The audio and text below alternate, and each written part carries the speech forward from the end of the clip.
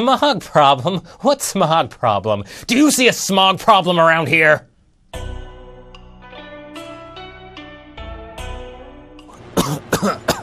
Oh. Hi, welcome to China Uncensored. I'm your host, Chris Chappell. Ladies and gentlemen, once again, a realization of the true importance of China Uncensored has been thrust upon me. The Chinese regime's censorship is despicable. A recent documentary shocked millions in China, revealing the truth about the country's pollution problem. But that documentary was recently taken offline by censors. Now, the only way people in China will realize their country is polluted is by going through a dangerous, complicated process known as looking outside. Sun is shining in the sky. There ain't a cloud in sight. But I suppose it's only a matter of time until that's banned too. The documentary is being compared with Al Gore's climate change documentary, An Inconvenient Truth. It's called Under the Dome, a reference to the Stephen King book of the same name, in which a small town is mysteriously surrounded by a dome and, I don't know, people are monsters or something. Anyway, the reason the name was used is probably because at the end of the book, pretty much the whole town is killed in a toxic cloud. I don't know what they're trying to imply there. The documentary got over 300 million views and managed to stay online for almost a whole week before censors took it down. So who is this proverbial gunslinger going after the man in black that is China's pollution problem? Why, it's former CCTV reporter Chai Jing. Part of Chai's inspiration, she says, was the birth of her daughter with a benign tumor that she blames on the pollution. The documentary is in some ways remarkable. While some Chinese try to awkwardly blame China's pollution problem on foreign countries for manufacturing in China or barbecues, Chai delivers a TED Talk-style point-by-point analysis of the causes of pollution, leveling the blame at bureaucracy and cronyism within the government. She first tackles China's reliance on coal. China burns more coal than the rest of the world combined. Then she moves on to the regulators that routinely fail to impose penalties on everything from lowly truck drivers operating with counterfeit smog checks to oil companies that really don't seem to care.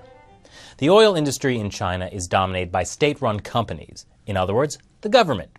The two biggest are Sinopec and PetroChina, the third and fourth companies listed on the Fortune 500. According to Chai, PetroChina controls 70% of the oil and natural gas industry in China. Finally, she hits on the banks for giving subsidies to zombie companies, basically industries that have totally failed but continue to be propped up by the government. This particularly happens in China's steel industry, according to the Under the Dome documentary. So, oh my gosh, somebody made a documentary like this in China. I don't think I want to stand too close to the splash zone. But this was the incredible thing that happened. Nothing.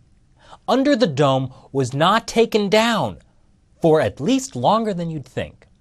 Initially, it was receiving really positive reviews, even from China's new Environment Minister Chen Jining, who said it was worthy of respect and thanked Chai for making it. And according to China Digital Times, the only censorship restrictions sent out were to not hype it. I mean, that makes sense, right? Pollution affects everyone. Well, except top officials in Beijing who have the best air purifiers in the world and get their food from guarded organic military farms. From the documentary, it's clear that Chai must have had support from some in the government. She interviews officials from the Ministry of Environmental Protection, for example. In an interview with the People's Daily, she said she cleared some of her interview material with different government groups.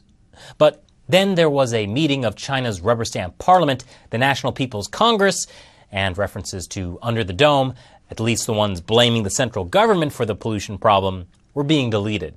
As one clever Weibo user, whom I wish I could hire to write for the show, said, 2 consecutive days with the blue sky, because all the blowhards are gathering in Beijing. That post was quickly deleted. The University of Hong Kong's Weiboscope censorship index tracked a steady rise in deleted posts relating to Under the Dome since its February 28th release, and by Friday, March 7th, it was done, gone, lost in the fog. Under the Dome was likely a victim of its own popularity in the end. After all, what was unusual about this documentary was not that it was censored, but that it remained uncensored for an entire week before getting the axe. But Chai Jing, a veteran of state-run media, knew which political lines not to cross. According to the New York Times, in an earlier version of the documentary, Chai talked about how pollution was a result of China's entire development model, which would have to change. That's something that the Chinese leadership would not have appreciated, and it was left out of the final version. I have not heard of any misfortunes befalling Chai Jing. As far as I know, she's still alive and breathing. Uh-oh. Breathing? In China? She's doomed. As for you not living in China or with VPNs, I've provided a link below to the documentary available on YouTube, which is of course banned in China. Thanks for watching this episode of China Uncensored. Be sure to check out the Facebook and Twitter page, as well as ChinaUncensored.org, where you can sign up for the weekly China Uncensored newsletter. Once again, I'm Chris Chappell. See you next time.